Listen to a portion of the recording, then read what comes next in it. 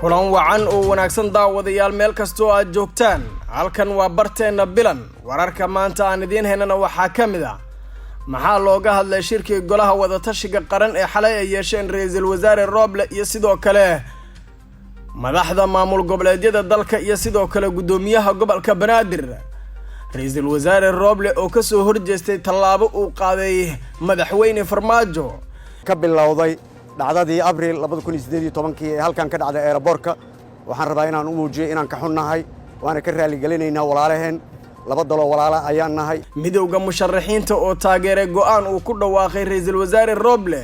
iyo sidoo kale Jubbaland oo faahfaahin ka bixisay howlgalla ay ka sameysay magaalada Kismaayo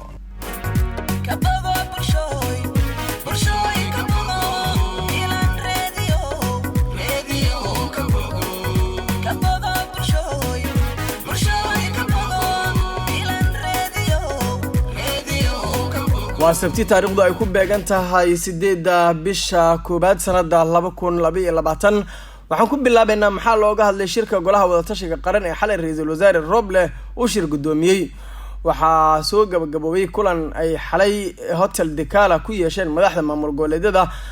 golaha wada tashiga qaran oo looga hadlay arrimaha doorashooyinka kaas oo shir gudoomiyay ra'iisul wasaaraha Soomaaliya Maxamed Xuseen Roble kulanka ayaa waxaa ka qayb galay dhammaan madaxda maamul goboleedyada iyo sidoo kale gudoomiyaha gobolka Banaadir dhinacyada ayaa xalay si weyn waxa ay uga doodeen sixitaanka doorashada waxaana jira isku soo dhawaasho ka roon sidii maalmihii la soo dhaafay ay arintu ahayd shirka waxa uu socon doonaa waxaana la filayaa in uu ka soo baxo gunaanudka war murtiyad rasmi ah oo quseeya arrimaha doorashooyinka sida hufnaanta doorashada waqtiyeynteeda iyo sidoo kale amniga afayeenka xukuumadda Maxamed Ibraahim Macalimo ayaa sheegay in maanta mar kale la isku laaban doono si shirka uu u sii socdo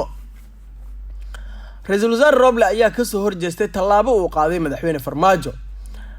Maxamed Cabdullaahi Farmaajo ayaa qoraal uu soo saaray waxa uu ku amray gudoomiyaha bangiga dhexe ee Soomaaliya in uu qasnada dawladda aan laga saari karin lacag ay hadda amniga sanadkii 2018 ku qabteen garoonka diyaaradaha ee Aadan Cabdulle Cismaan Aadan Cadde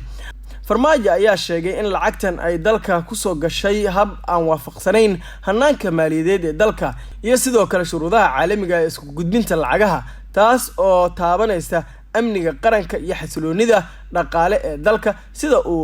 sida ku xusan qoraal la soo saaray madaxtooyada Soomaaliya waxa mamnuuc ah in go'aanka hal mas'uul gaaray lagu bixiyo lacagtaas iyada oo aan la marsiin hanaanka waafaqsan ee shuruucda dalka ayuu si raaciyay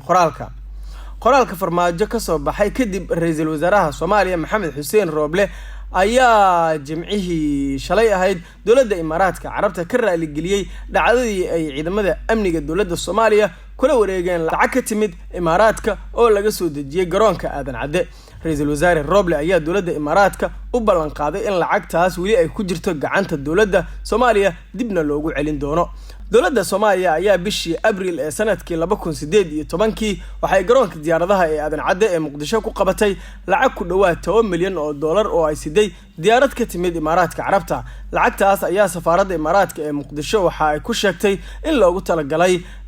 mushaarka ciidamadii Soomaaliya ee Imaaraadku tababaray dawladda Soomaaliya ayaa xilligaas lacagtaas uga shakisay in loo waday dhinacyada dawladda ka soo horjeeda waxaan rabaa halkan inaan sidoo kale ka cadeeyo madmadowgii soo kala dhaxgalay labada dal Soomaaliya iyo dawladda Imaaraadka Carabta ee ka bilowday dhacdadii Abriil 2018 ee halkan ka dhacday airportka waxaan rabaa inaan u muujiyo inaan ka xunnahay waana ka raali galinaynaa walaalaheen laba dalo walaala ayaan nahay wixii dhacay waxaan leeyahay horay aan uga soconno waa ku mahadsantihiin waxaan rabaa sidoo kale inaan u cadeeyo dawladda aan walaalaha nahay ee Imaaraadka Carabta inaan u hayno lacagtoodii xilligaas laga qabtay waxaan u sheegayaa ka xukuumad ahaan inaan diyaar u nahay inay qaadan karaan xilli kasto oo ay diyaar u yihiin waana soo dhawaynaynaa wixii dhacayna waa idinka raali galinaynaa bog cusub aan bilowno sidoo kale dawladda Imaaraadka waxaan u sheegayaa iyo shacabkeeda in aan bilowno sidii haddaba u bilaabeen bog cusub oo walaaltanimo saaxiibtanimo ah oo uu ugu horeeyay oo culeyskeeda uu bilaabay Sheekh Saayid bil Sultan Al Nahyan Allah naxariisti janno siiyo oo ahaa aabihii furay ee imaaraadka ee xiriirka weyn la lahaa Soomaaliya marka waxaan leeyahay soo dhawaada mar kale sidoo kale waxaan leeyahay shacabka Soomaaliyeed meel kasta aad joogtiin waad ogtihiin dawladda imaaraadka carabta ganacsatada iyo shacabka Soomaaliyeed way soo dhaweeyeen dalkoodii ayay ku soo dhaweeyeen ilaa haddana xiriirka ganacsiga ayaan la leenahay oo meel weyn maraya waxaana leeyahay xiriirka meesha laga sii wado gacan qabsiga meesha laga sii wado mucaawinada meesha laga sii wado midowga musharaxiinta waxa ay soo dhaweeyeen go'aanka ra'iisul wasaare Maxamed Xuseen Roble midowga musharaxiinta ayaa ku booriyay ra'iisul wasaare Roble dadaalka uu dib ugu soo celinayo xiriirka iskaashiga ah ee sanadihii ugu dambeeyay xumaaday ee Soomaaliya kala dhaxeeyay Imaaraadka Carabta qoraal ay ku midaysan yihiin golaha midowga musharaxiinta Soomaaliya ayaa lagu soo dhaweeyay go'aankan golaha midowga musharaxiinta waxa uu ka mahad celinayaa dawladda isu taga Imaaraadka dhaqaalaha ay maanta soo gaarsiisay dadka Soomaaliyeed ee abaaruhu waxyeeleeyeen goluhu waxa uu bogaadinayaa dadaalka ra'iisul wasaare Roble uu dib ugu soo celinayo xiriirka iskaashi ee sanadihii ugu dambeeyay xumaaday ee Soomaaliya kala dhaxeeyay dawladda Imaaraadka Carabta waxaana walaalaha horey loo bogaadinayaa in heshiiskan la sii xoojiyo ugu dambeyntiina Jubbaland ayaa faahfaahin ka bixisay howlgallo laga sameeyay xaafadaha magaalada Kismaayo ciidamada ammaanka Jubbaland ayaa waxa ay howlgal ka sameeyeen xaafadaha magaalada Kismaayo ciidamada nabad sugidda iyo booliiska Jubbaland ayaa xalay howlgallo lagu xaqiijinayo amniga waxa ay ka sameeyeen xaafado ka tirsan magaalada Kismaayo waxaana ay baaritaan xoog leh ku sameeyeen guryaha iyo gaadiidka dadweynaha ayaa lagu yiri qoraal ka soo baxay wasaaradda amniga howlgalkan ayaa sii socon doona si looga hortago qataraha al-shabaab iyo wax kasta oo amniga ku waxyeeleen karaan